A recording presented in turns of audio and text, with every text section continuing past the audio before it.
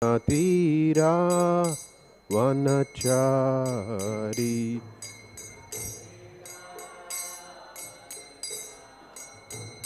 Yamuna tira vanachari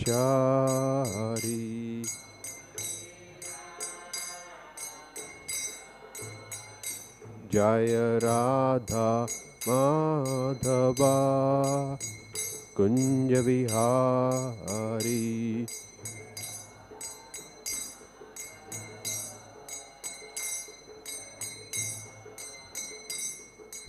Gopi Jana Vallabha Girivaradhari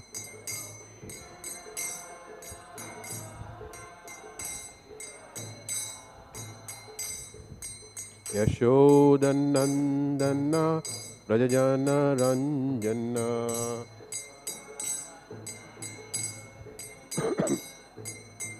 Yamuna Tira Vanachari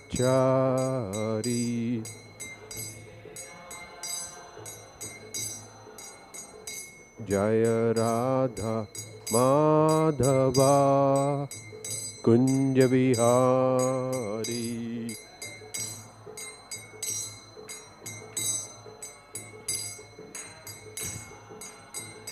Jaya Radha Madhava Kunja Vihari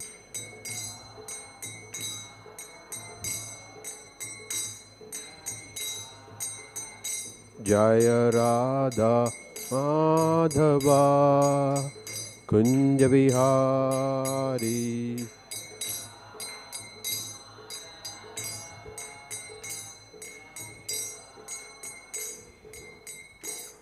Jayam Vishnupad Paramahamsa Parivrajākācārya Ashtottara Shatasya Srimad His Divine Grace A.C. Bhaktivedanta Swami Srila Prabhupada Ki Jai ISKCON BBT Samstapakacharya His Divine Grace A.C. Bhaktivedanta Swami Srila Prabhupada Ki Jai Srimad Bhagavatam Ki Jai All glories to the assembled devotees All glories to the assembled devotees All glories to the assembled devotees All glories, all glories, all glories to Sri Guru and Gauranga, all glories to Srila Prabhupada.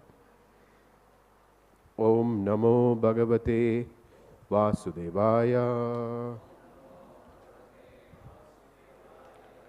Om Namo Bhagavate Vasudevaya.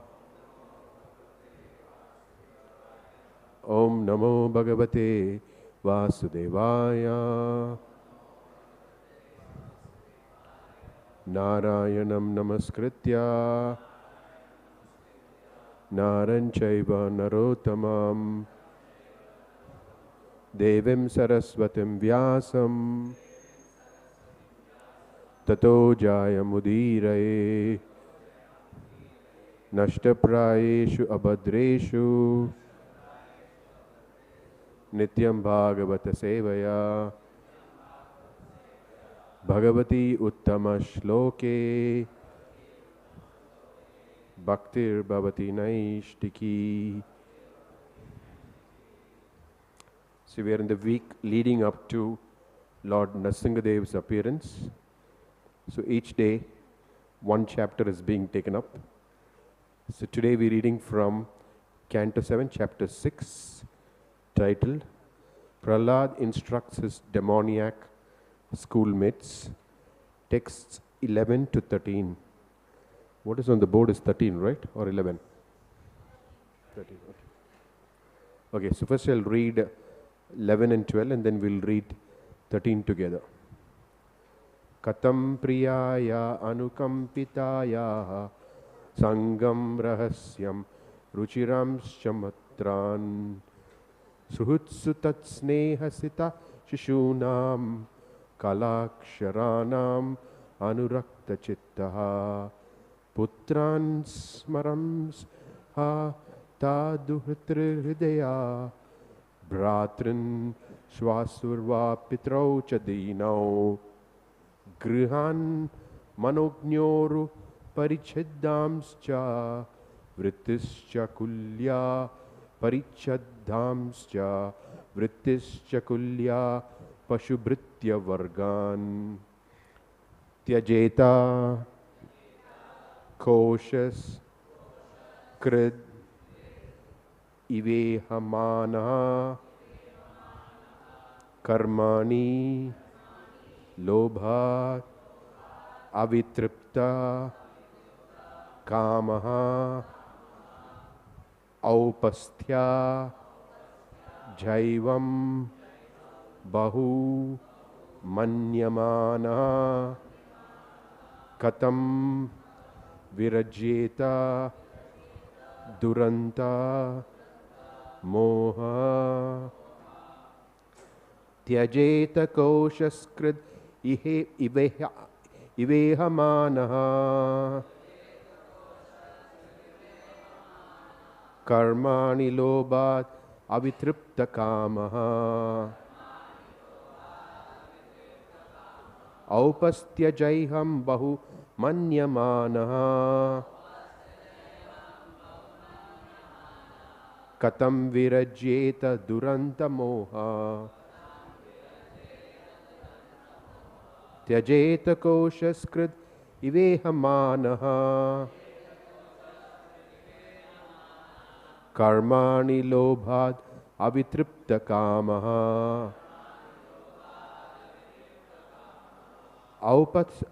aupasthya-jaihvaṁ bahu-manyamānaḥ kathaṁ virajyeta duranta-mohaḥ त्यजेत kośas-kṛd इवेहमानः कर्माणि लोभात् avitṛpta-kāmaḥ aupasthya-jaihvaṁ bahu-manyamānaḥ kathaṁ virajyeta duranta-mohaḥ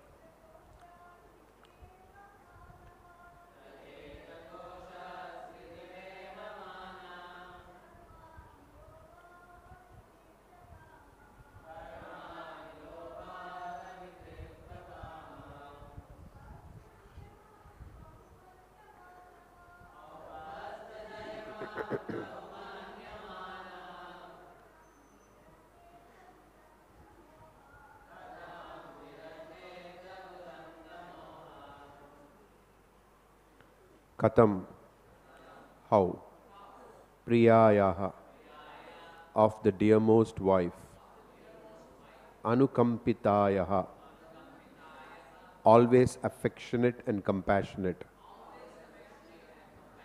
saṅgaṁ, the association, rahasyaṁ, solitary, rucirāṁ, very pleasing and acceptable, cha, and, mantrān, instructions, suhṛtsu, to the wife and children, tat-sneha-sitaḥ, being bound by their affection, śiśūnāṁ, to the small children, kala-akṣarāṇām, speaking in broken language, anurakta-cittaḥ, a person whose mind is attracted, putrān, the sons, smaraṁs, thinking of, tha, them, duhitṭr, the daughters, married and staying at the homes of their husbands, hṛdayyā, always situated in the core of the heart, bhrātṭn, the brothers, swasthravā, or the sisters, pitarau, father and mother, cha, and dinau, who in old age are mostly invalids, grihan, household affairs, manojña, very attractive, uru, much, paricchadāṁ, furniture, cha, and vritti, big sources of income, industry, business, cha, and kulyaha, connected with the family, paśu, of animals, cows, elephants, and other household animals, bhṛtya, servants and maidservants, vargān, groups, tyajeta, can give up, kośaḥ-kṛt, the silkworm, iva, like, ihmānaḥ, performing, karmani, different activities, lobhat, because of insatiable desires, avitṛpta-kāmaḥ, whose increasing desires are not satisfied, aupasthya, pleasure from the genitals, jaihvaṁ, and the tongue, bahu-manyamānaḥ, considering as very important, kathaṁ, how, virajyeta, is able to give up, duranta-mohaḥ, being in great illusion. Translation and purport by His Divine Grace, A.C. Bhaktivedanta Swami, Srila Prabhupada. Jai Srila Prabhupada. Translation: how can a person who is most affectionate to his family, the core of his heart being always filled with their pictures, give up their association? Specifically, a wife is always very kind and sympathetic and always pleases her husband in a solitary place. Who could give up the association of such a dear and affectionate wife? Small children talk in broken language, very pleasing to hear, and their affectionate father always thinks of their sweet words. How could he give up their association? One's elderly parents and one's sons and daughters are also very dear. A daughter is especially dear to her father, and while living at her husband's house, she is always in his mind. Who could give up that association? Aside from this, in household affairs, there are many decorated items of household furniture, and there are also animals and servants. Who could give up such comforts? The attached householder is like a silkworm which weaves a cocoon in which it becomes imprisoned, unable to get out. Simply for the satisfaction of two important senses, the genitals and the tongue, one is bound by material conditions. How can one escape? Purport. In household affairs, the first attraction is the beautiful and pleasing wife, who increases household attraction more and more. One enjoys his wife with two prominent sense organs, namely the tongue and the genitals. The wife speaks very sweetly. This is certainly an attraction. Then she prepares very palatable foods to satisfy the tongue. And when the tongue is satisfied, one gains strength in other sense organs, especially the genitals. Thus the wife gives pleasure in sexual intercourse. Household life means sex life. Yan maitunadi krihamedi sukham hitucham. This is encouraged by the tongue. Then there are children.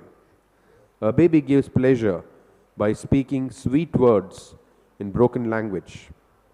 And when the sons and daughters are grown up, one becomes involved in their education and marriage.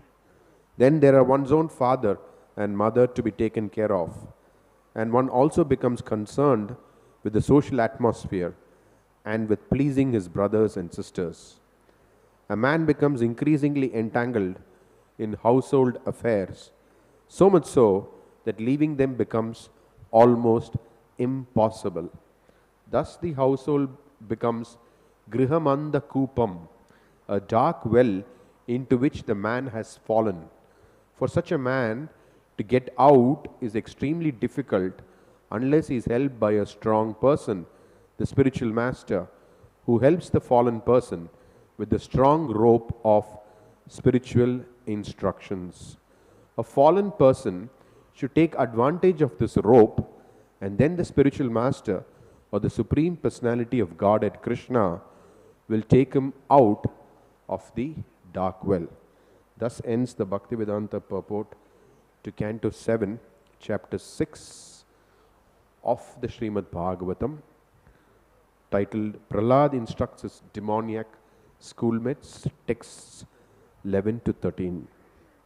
Om Ajnana-timirandasya Gyananjana-shlakaya Chakshurunmilitam Yena Tasmai Shri Gurave Namaha Shri Caitanya Manobishtam Stapitam Yena Bhutale Swayam Rupa Kadamahyam Ati Swapadantikam Vandeham Shri Guru Shri Yuta Padakamalam Shri Gurun Vaishnavamscha Shri Rupam Sagrajatam Sagana Raghunathan Vitam Tam Sajivam Sadvaitam Savadutam Parijana Sahitam Krishna Chaitanya Devam Sri Radha Krishna Padan Sahagana Lalita Sri Vishakan Vitamscha Nama Om Vishnu Padaya Krishna Preshtaya Bhutale Srimate Jayapataka Swamin Iti Namine Nama Acharya Padaya Nithai Kripa Pradaine Gaurakatha Damadaya Nagara Gramatarine Nama Om Vishnu Padaya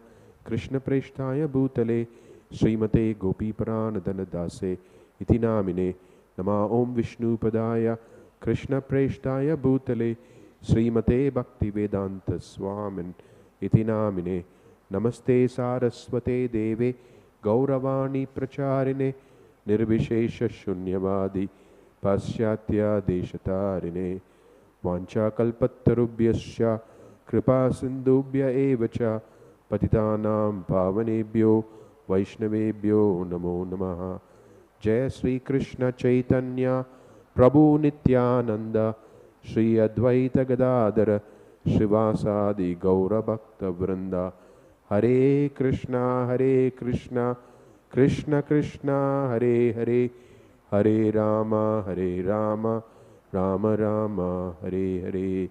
Mukam karoti vachalam, pangum langayate girim, yat kripatamaham bande, Shri Gurudhanatharinam, yat kripatamaham bande, Paramananda Madhavam Sri Caitanya Ishwaram, Katanchana smrite yasmin, Dushkaram sukaram bhavet, Vismrite viparitam syat, Sri Caitanyam namamitam.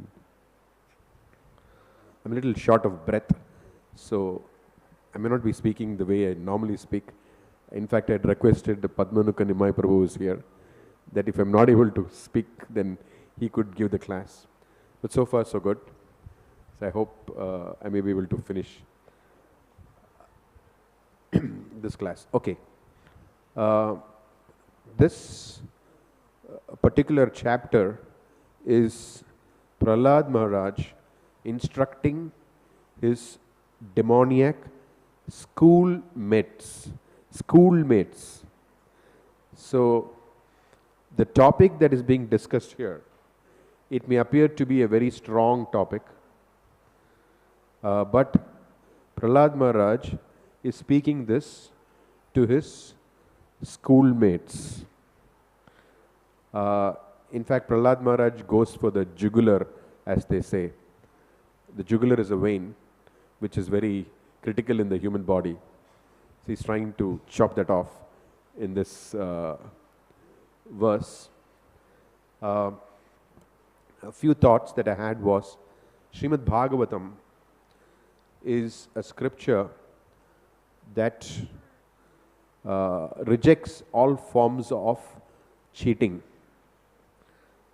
Now, a verse like this and a purport like this could apparently seem to indicate that Krishna consciousness and family life do not go together. However, what we need to understand is that it is not family life which is the problem. It is the conception of family life which is the problem. So here, the material conception of family life is being described. There is another conception of family life, which is the transcendental conception of family life. And all our acharyas, especially Lord Chaitanya Mahaprabhu's followers, majority of them, most of them, were grihasthas. So there is a transcendental conception of family life. This concept of family life, which is mentioned here in the Srimad Bhagavatam, is the conception which is the most prevalent even among the pious people of the land of Bharat. But such a conception is being thoroughly condemned by the Srimad Bhagavatam. So our concept of family life has been spoken about by Bhaktivinoda Thakur in his prayers to the Lord, where he says, Manasa deho geho jokichu mor arpilu tuapade nandakishore, which means that a Krishna conscious householder thinks of everything in the family as belonging to Krishna. In this concept which is mentioned here in this Bhagavatam verse, it is the concept that the family belongs to me. So I can choose to do what I want to do with it, including if I want to engage it in the service of Krishna. In Bhakti Yoga, the concept is not that the family belongs to me and I can engage it in the service of the Lord. Rather, the family belongs to Krishna in the first place. Doesn't even belong to us. This concept of family belongs to me and I can engage it in pious activities or whatever, that is the concept of karma kanda, where again it all revolves around I, me and mine. But in the concept of bhakti, there is no such thing as I, me and mine. It is only Krishna. We see everything in relationship with the Supreme Personality of Godhead. So in Krishna consciousness, we take it that all arrangements that we need to progress in Krishna consciousness is being arranged by the Supreme Lord. So just like Srila Prabhupada or Srila Bhaktisiddhanta Saraswati Thakur, in one talk he said that all living beings and also all inanimate beings are a manifestation of the mercy of my Gurudeva. This is the vision of a pure devotee. And Srila Prabhupada would also exhibit the same mood. He would say that you have all been sent by my Guru Maharaj to execute his order. So this is the vision of a pure devotee, and following in the footsteps of a pure devotee means to act in accordance with that vision. So we take it that whatever facility we have and whatever facility that we need to progress in devotional service is being provided by the Supreme Lord. So that concept is what differentiates us from the pious people and also from the impious people. So we are not even close to the pious people, because in India, if you talk to elderly people, even the grandmothers, grandfathers and all that, so they have the idea the body is given for enjoyment. What are you, Hare Krishnas, doing? Yeah, it is meant for pious enjoyment according to them. Enjoy life according to principles of dharma. This is the concept that is prevalent 99% among 99% of the people. But the Bhagavatam completely rejects that concept. So for example, things like this, if they read, of course this is a condemnation of that concept, but the concept itself is very attractive to all the pious people. Oh, this is the goal of life. Of course, sinful people, they have a totally different concept. But this is a concept which is referring to the pious people. But our concept has neither, but this whole concept is centered around gross selfishness and extended selfishness. Prabhupada explains that gross selfishness means one thinks about one's own self, sense enjoyment for one's own self. And extended selfishness means one thinks about the sense enjoyment of others. Why is it called selfish? Because there is no concept of Krishna. So all forms of piety are generally, except Krishna consciousness, are generally either gross or extended selfishness engaged in a dharmic way.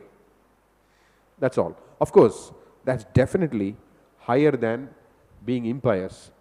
There's no comparison between a dharmic person and an adharmic person. However, in Krishna consciousness, we have a different concept. We are not self-centered. We are Krishna-centered. So, Prahlad Maharaj again, he gives the example that just like if you go in front of a mirror decorated, then you don't have to decorate the image in the mirror separately. You just have to go decorated in front of the mirror. So this is our concept. We just have to try to serve Krishna. But sometimes you may hear from devotees, but we have to be practical. The practical is generally comes in as an excuse for legitimizing some self-centeredness. The only thing Prabhupada speaks about, you don't find that word, Krishna consciousness is like this, but you have to also be practical. You don't find that anywhere, in any lecture, any book, nowhere does Prabhupada speak in those terms. So what Prabhupada speaks about is how to look at everything as manifestations of Krishna's mercy and how to engage everything in his service. Like he gives the example that if we go to the Ganges, what do? We take the Ganges water and offer it back to the Ganges. So that is our process, that nothing that we have, including our own body, is owned by us. There is only one proprietor in this world, which is Krishna. There can be many managers or Ishwaras, like controllers. So we control things to different extent. But proprietor is only one. There is only one proprietor. That's a very important element of our philosophy. There are no subordinate proprietors. There is only one proprietor, which is Krishna. Whereas there can be subordinate managers and controllers and all that, but there is only one proprietor, which is Krishna. So even this body which we have belongs to Krishna. So, when we look at things in this material world, we look at the world through the eyes of the Srimad Bhagavatam. So Srimad Bhagavatam is not presenting an impractical method of living. It is presenting the most brilliant method of living. So if we read the whole of the Bhagavatam, we'll understand that what is being condemned here is not family life per se. What is being condemned here is the materialistic conception of family life, or the conception of family life that is most commonly known and understood. So it is not that the Bhagavatam is anti-family, or the Prabhupada is anti-family, or the Acharyas are anti. It's not like that. It is, they are all speaking strongly. Sadhu, Bhagavatam, the book Bhagavata and the person Bhagavata are not different. So sadhu means one who cuts. Where do they get this thing from? They get it from the scripture. So the scripture also cuts, the sadhu also cuts. So this is the materialistic conception of family life which is being chopped. Of course, the history of our movement, several of these verses or whatever has been used to denigrate even transcendental conception of family life. But that's an error which devotees have made, those who haven't read the Bhagavatam properly, those who haven't understood Prabhupada's teachings properly. Because in this world, we have an agent called the body through which we function. So this agent has two components, the mind, intelligence and false ego. Then it has the gross body. So we cannot act in this world without this agency, because this is the world of matter. The only way that we can act in this world is through the agency of the body. So the Bhagavatam at no place does it say that you can ignore the agency of the body. Rather, body, when I say, it means both subtle and gross. So what the Bhagavatam is saying is that this agency of the body can be engaged in the service of the Lord. But for those who are extremely exalted, uh, for them, even the agency of the body becomes irrelevant. Like say, I mean, they are able to, they are not dependent on the agency of the body. But most people in this world, unless they reach the stage of prema, or very exalted stage of Krishna consciousness, we are dependent on the agency of the body to engage in Krishna's service. So, agency of the body can be engaged in different ways, brahmacharya, grihastha, vanaprastha, sannyasa. But they are all engagement of the agency of the body in the service of the Lord according to one's individual capacities. But we cannot function without the agency of the body. So the Bhagavatam is not condemning the agency of the body. Rather, it is condemning the materialistic conception of the agency. Agency, when we look at the agency, the body, we have to look at it from the transcendental perspective.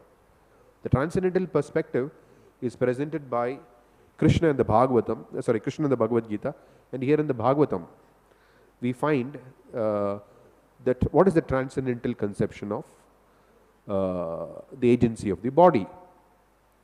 So, as they say, half learning is worse than ignorance. So, if we don't understand, if we don't read properly, we don't study the books carefully, then we may come up with multiple types of misunderstandings about what the Bhagavatam is speaking about and what Srila Prabhupada is speaking about. If we take the life of Lord Caitanya Mahaprabhu, the pastimes of Lord Caitanya Mahaprabhu, we all know that he was very strict about the principles of Krishna consciousness. When Junior Haridas lustfully glanced at a young woman, he banished him. And in fact, he even gave up his body, Junior Haridas. On the other hand, when Lord Caitanya Mahaprabhu heard that the wife of Shivananda Sen had conceived, he actually embraced Shivananda Sen. The same Lord Caitanya Mahaprabhu who rejected Junior Haridas for lustfully glancing at a young woman, personally embraced Shivananda Sen. So, the Lord himself, there is nobody who can set a better example than the Lord himself, because he is the Supreme Personality of Godhead. So, he came as the perfect devotee. Nobody can excel Lord Caitanya Mahaprabhu as the perfect devotee. So, he had so many householder disciples. And Lord Caitanya Mahaprabhu did not come to teach us that one should give up family life. But he did come to teach us Vairagya Vidya Nija Bhakti Yogam, Sikshartameka Purusha Purana, Sri Krishna Caitanya Sharira Dhari Kripambudir Yes Tamaham Prapadye. So he came to teach Vairagya Vidya, Mahaprabhu Bhakta Ganer Vairagya Pradhan, Se Deki Pritihon Gaura Bhagavan. So what is the meaning of this Vairagya Vidya? Vairagya Vidya means we are not anymore thinking in terms of whatever we see as objects of our enjoyment.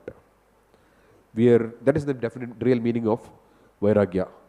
That we are not looking at whatever we see as objects of our enjoyment. Rather, we are looking at whatever we see as objects of Krishna's enjoyment, as the mercy of Krishna.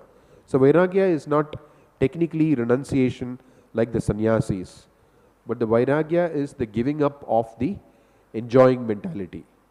Enjoying, that's very important characteristic of bhakti, that we give up the enjoyment mentality. So the whole Bhagavatam, beginning from the very first chapter of the Srimad Bhagavatam, everywhere we have Vidyate, Hridyagantis, Chidyante, Sarva Samshaha, Hridyaganti. So what is that Hridyaganti? Hridyaganti is the knot in the heart. What is that knot in the heart? Prabhupada explains It is the knot which binds matter and spirit. So matter and spirit are bound by a knot. What is that knot? Knot is, I am the master of all I survey. I am the Lord of all I survey.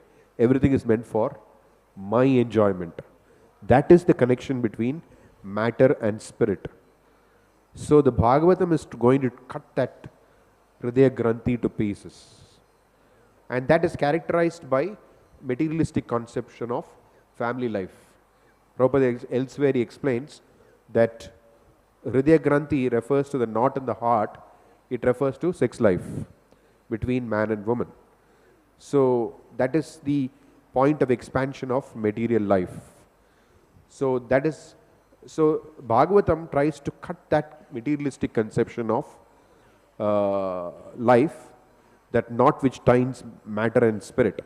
So when it breaks through that, when we develop a transcendental vision, transcendental conception, then it is explained, even in this body, even if we are in this body, we are liberated, which means that the knot has been broken. This is what the Srimad Bhagavatam does. This is what the acharyas do. They are here to break that knot. They are not here to encourage a pious, materialistic concept of life. But they're trying to break that piety also. They're trying to create a transcendental conception of life which is superior. So this is a very important feature of Krishna consciousness. Krishna consciousness is giving us the most elevated lifestyle. It is not giving us something impractical. It is not giving us something which is unsatisfactory. It is not giving us something which is ignorant or half-baked. It is giving us a complete, holistic way of living. It's a complete, holistic way of living. So we have to read the Bhagavatam, read Bhagavad Gita, read the books that Prabhupada has given us very scrutinizingly. Then we can see that Krishna consciousness is wonderful not only after we leave the body, but even within this body, the transcendental conception of life produces, as Prabhupada writes in the 3rd canto, what is called imperceptible liberation. You may not perceive, we may not perceive it, but the very fact that we are engaged in this process, and if we engage in it with the right conception, then we are already imperceptibly liberated. And there is an expression which Prabhupada uses for this lifestyle. I'll read that.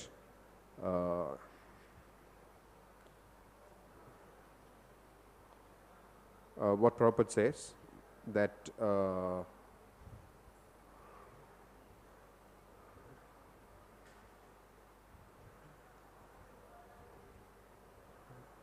one minute.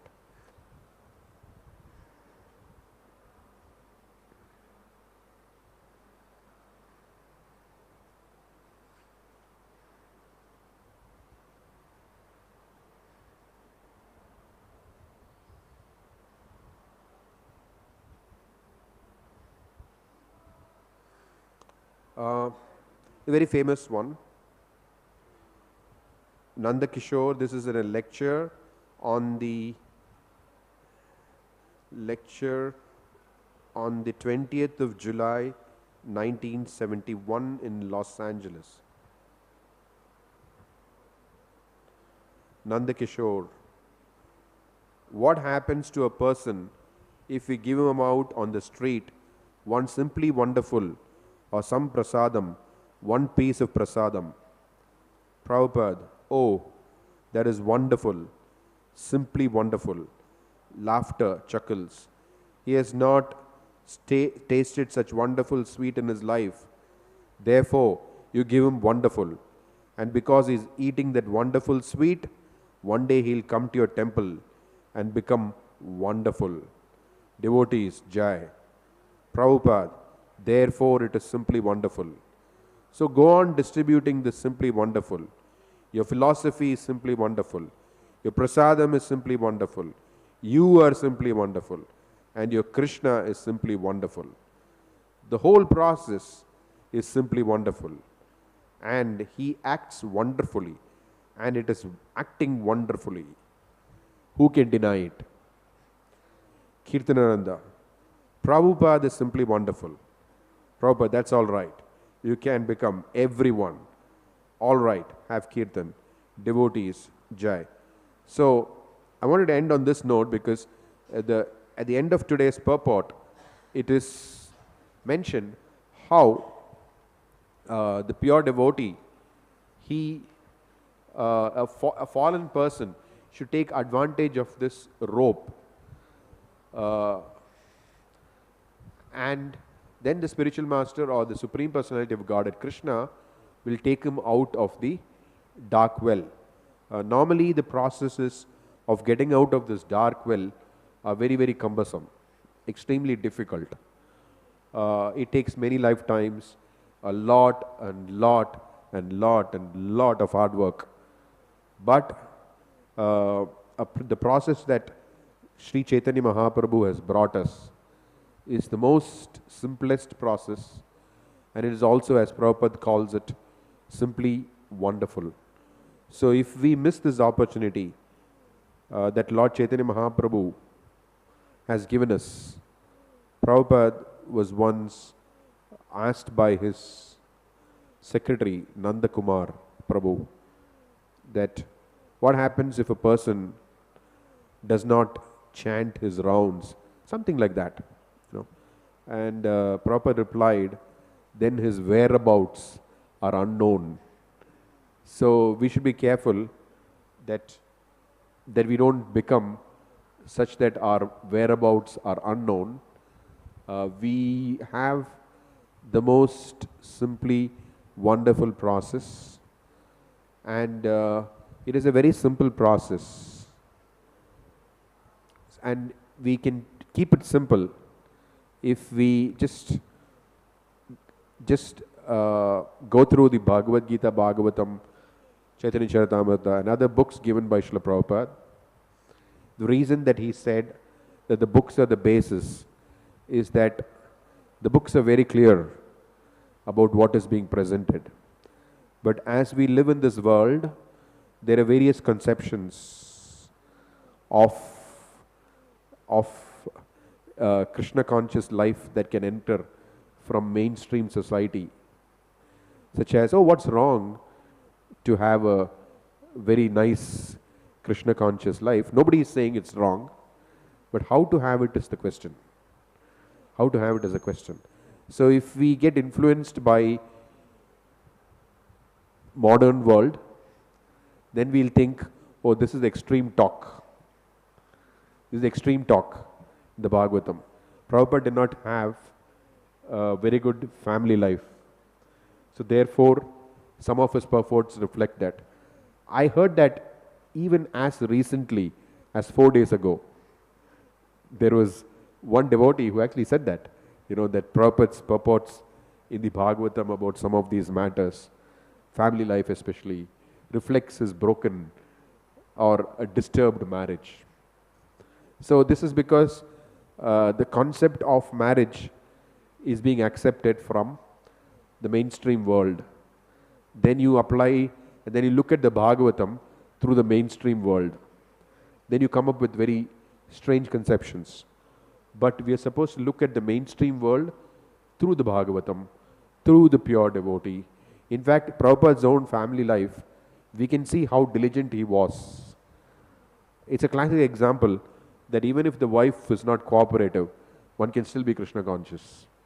Krishna conscious is not dependent on someone else. In fact, Prabhupada tried his best till the very end. Even after he took sannyas, he tried to engage his children in devotional service. So it is not just Bhaktivinoda Thakur who is the emblem of a perfect grihastha. In fact, there are several devotees who think that Prabhupada's family life was a failure, so therefore he is not an ideal example. But he is a very ideal example because the way he maintained his family life, very, very diligent. In fact, he used, if you hear his lectures, he would say that even when my Guru Maharaj gave me that instruction, he was thinking, how will I give up my family life? I got responsibilities. Of course, he speaks of it in a manner of humility, but the point is that he was a very responsible householder, extremely responsible. So it's not just Bhaktivinoda Thakur who is the example of he had a very cooperative wife, but Prabhupada did not have a cooperative wife. Yet Prabhupada remained steadfast, performing, he was not neglectful of his family life. He performed all his duties very properly. So, I wanted to end this class on this note of simply wonderful. So the process that we have with us is simply wonderful, because we have no idea about how difficult it is. Those of us who have not read the Vedic scriptures and have not known about what other processes are, the valid Vedic processes are, may think, oh, they're not so difficult, but actually they're very, very, very, very difficult.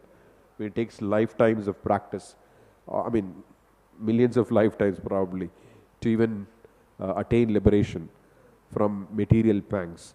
What to speak of seeing the lotus feet of the Lord. So we should not underestimate the mercy that has come, brought to us by Srila Prabhupada, and we should make it a single-pointed goal, just like Prahlad Maharaj, when Lord Nrsimhadev appears in front of him, what does he say?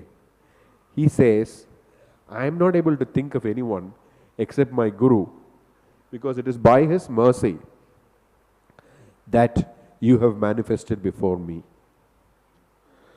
So Prabhupada even writes that. When he reaches the shores of America, he writes that in his poem, Krishna tava punya hobe bhai. He quotes that prayer from Prahlad Maharaj, that all that I can think of you, all that I can think of is you. My spiritual master, he says, sorry. All that I can think of is my spiritual master. So we should remember that we are all made of Prabhupada's mercy. He is the one who brought us this whole wealth of Krishna consciousness. And even when we practice Krishna consciousness, we should always remain steadfast, in just like Prahlad Maharaj, because we're reading the teachings of Prahlad Maharaj, that all that we are is because of Srila Prabhupada's mercy upon us. And when we approach Lord Nrsimhadev, the prayer for devotees is there in the 5th canto. Om Namo Bhagavate Narasimhaya Namaste Jastejase Avir Bhava Vajranaka Vajradamashtra Karma Shayan Hṛdayyā Tamo Grasa Om Swaha Abhayam Atmani Bhuishta Om Shraum. So as we approach Narasimha Chaturdashi, this is the prayer that we should all be reciting. Of course, people can also pray for other things. Okay, if you so desire, may I, whatever. But the main prayer for the devotees is the Om Namo Bhagavate Narasimhaya prayers. Of course, we chant the prayers which Prabhupada taught us, but in terms of, this is like a prayer asking for a personal benediction from the Lord. So when we approach the Lord for a personal benediction, this is the prayer that we have to remember. I'll just read the translation of that prayer and then we'll end on that note. Pardon? Sure, yeah. 5.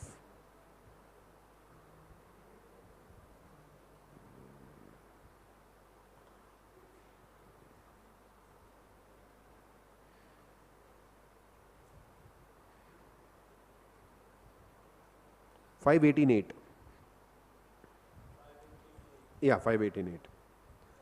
Translation.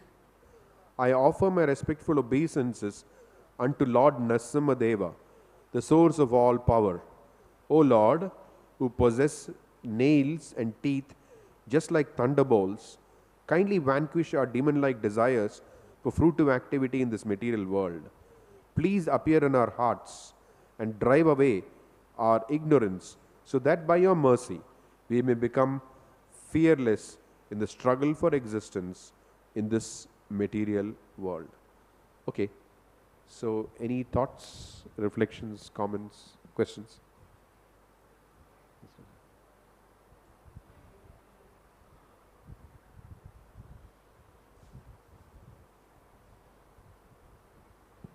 Hare Krishna Prabhu, nice class. Having been married now for 33 and a half years, and now I'm kind of in a vanaprastha mode, I find it easier to practice the principles of devotion, without having all the entanglement with family life.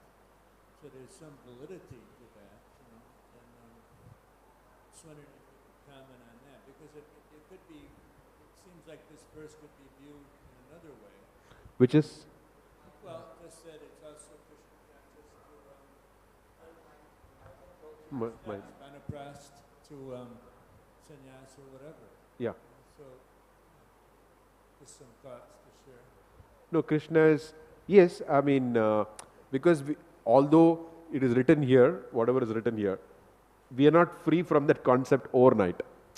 So we can only get over that concept over time. So it's, even though we may read it, we may still be not free from that concept of family life.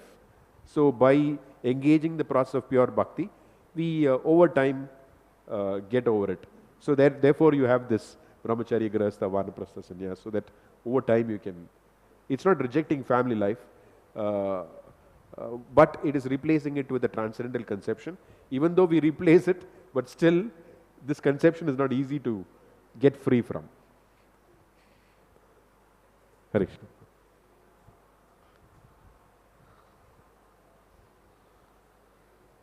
Okay. What is the time?